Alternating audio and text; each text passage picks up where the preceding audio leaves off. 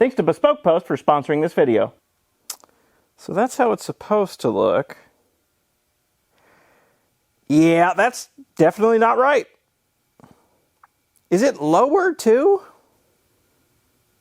I don't know how or when this happened, but at some point the suspension right here collapsed. It's not just further back, it's also sitting on the frame. Now you might think, isn't that incredibly noticeable? And this should tell you how well the Robin drives normally. No! So let's get it up in the air and see what's going on. Okay, I've had a look at it and I understand less now. Let's have a look at the good side first for point of comparison. Okay, here's the rear of the leaf spring. Here's the front of the leaf spring. Here's the front of the leaf spring from a different angle. And here's the middle. Nothing super out of the ordinary. It's only one leaf, well, two leaves in there and then some little pieces stacked in there. And the bolts that hold it on are kind of bent, but it's not that bad. Here's the back of the leaf on the bad side. Here's side-by-side comparison with the good side. And here's the front of the leaf on the bad side. Again, side-by-side with the good side.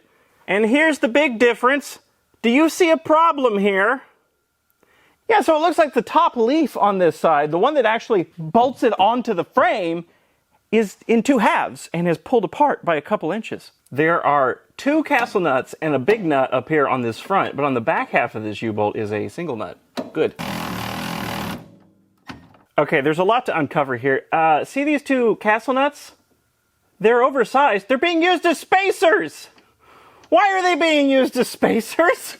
I started loosening this nut on the top, and that was all that's holding it down. What kind of life has this car had? I don't know why I'm making my life so hard. I'd have a lot more access if I just took the friggin' wheel off.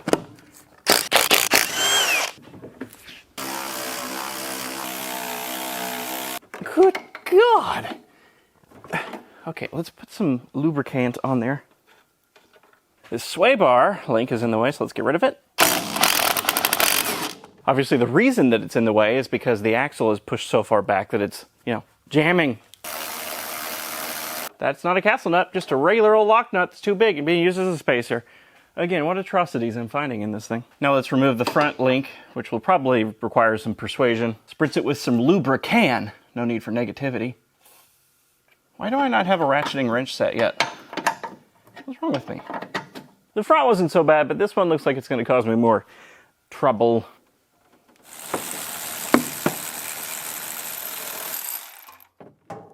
I think this shock needs to come off just so I can drop the axle a little bit more.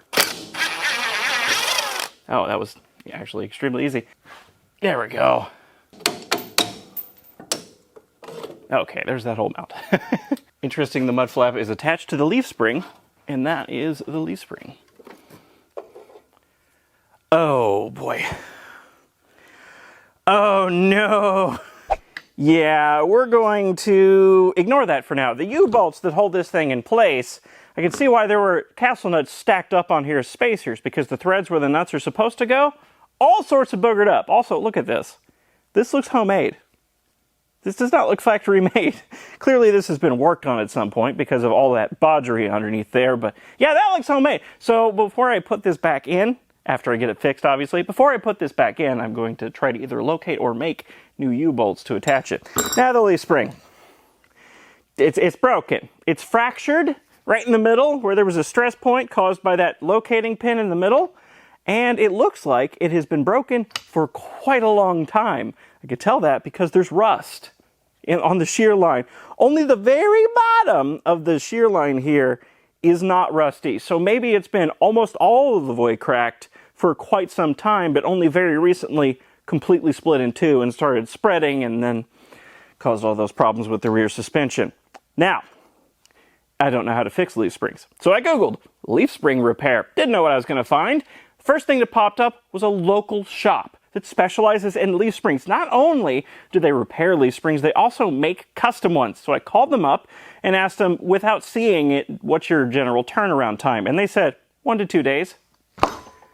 What? They're not operating on a 2022 timescale. I would expect to wait 6 months for something like this. So I'm going to try out this place and I'll report back. Ooh. Wow. Thanksgiving's coming up.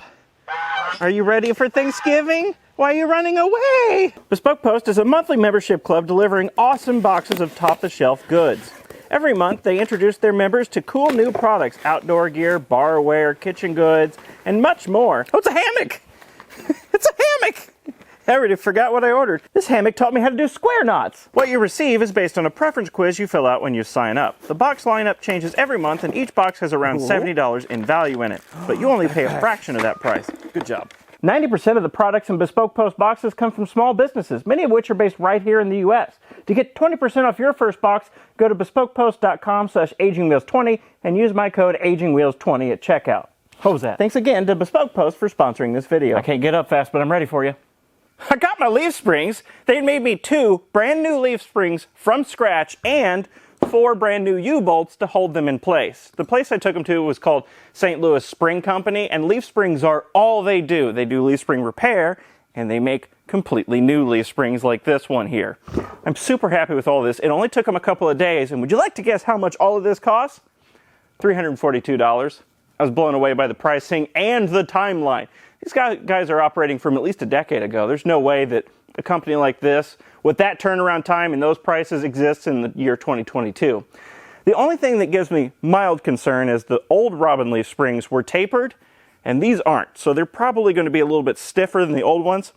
Granted, the old ones were broken, so anything I put in there that's not broken is going to seem stiffer anyway. So let's put these in the car. It's in! Getting this far wasn't exactly straightforward. First of all, the bushing on the front, wrong size, so I had to drill it out. I did check, and the other side leaf spring's front bushing is the correct size, so this was probably just a one-time mistake. They grabbed the wrong bushing out of a bin or whatever. Second problem is the locating pin in the middle of the leaf spring, the bottom of it, too big for the corresponding hole in the top of the axle. So first I had to drill out the hole in the top of the axle to 1/2 inch. Wow! And that's as far as my drill bit sizes go. So then I had to round off the nut on the bottom of the leaf spring with a file.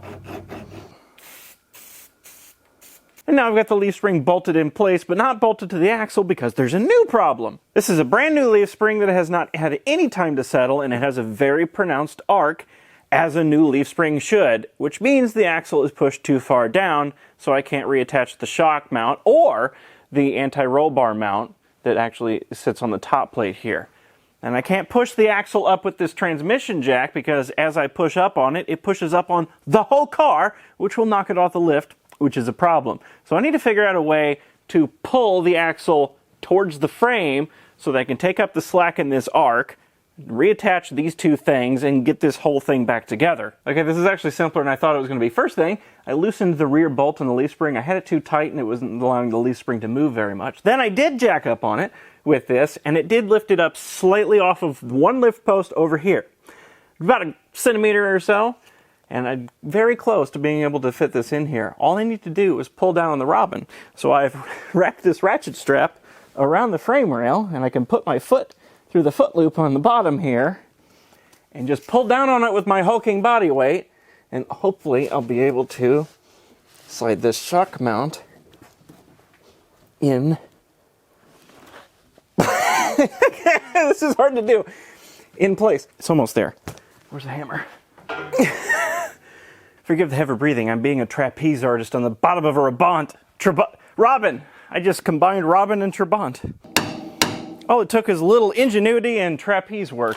Now, this top plate is, I believe, the next problem. As you might be able to see from the axle shifting back, this is bent this way. I need to twist it back. And now I could hit it with a torch and then heat it up and bend it back, but that's not using technological thinking. I'm going to heat it up with the power of induction. Contact! Why heat up everything around the metal when you can heat up the metal itself? Okay, that's probably enough. And just a little bit of this. There we go. Now I can't touch it for hours because it is red hot. With that top plate straightened out, I can finally install the shiny new U-bolts.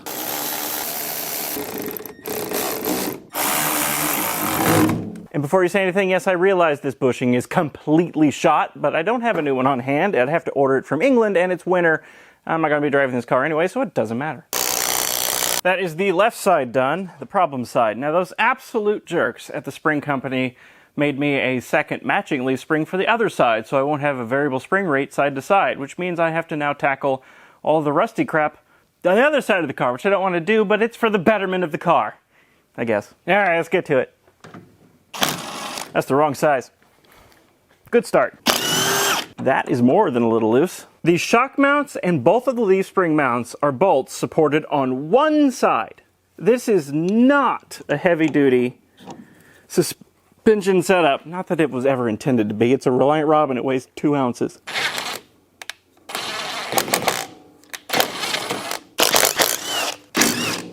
Oh, oh. Well, I'm glad I was forced to have a look at this side because this U-bolt here is held in place by a bunch of stacked spacer nuts like the other side was, but this U-bolt is being held in by one nut. There is no nut on this side at all. So ostensibly there is one single U-bolt holding this side of the axle in place.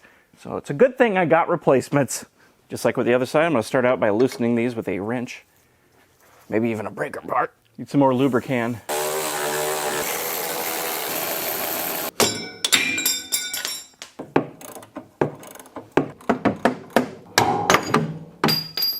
And now it comes right out. I am now realizing that the Reliant mud flap that was bolted to the other leaf spring I left at the spring shop.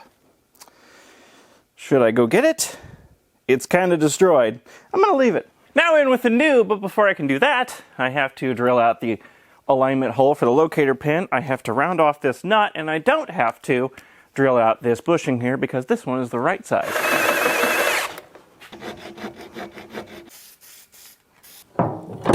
Oh, no. This is so difficult. There we go. This is interesting. The shock mount is just a bolt, and it bolts into the axle, but it's also very clearly supposed to be welded in place. But the ring that's supposed to be welded here is missing and broken, and it wasn't there when I took it off, so we're just going to put it back like I found it. Almost. There we go.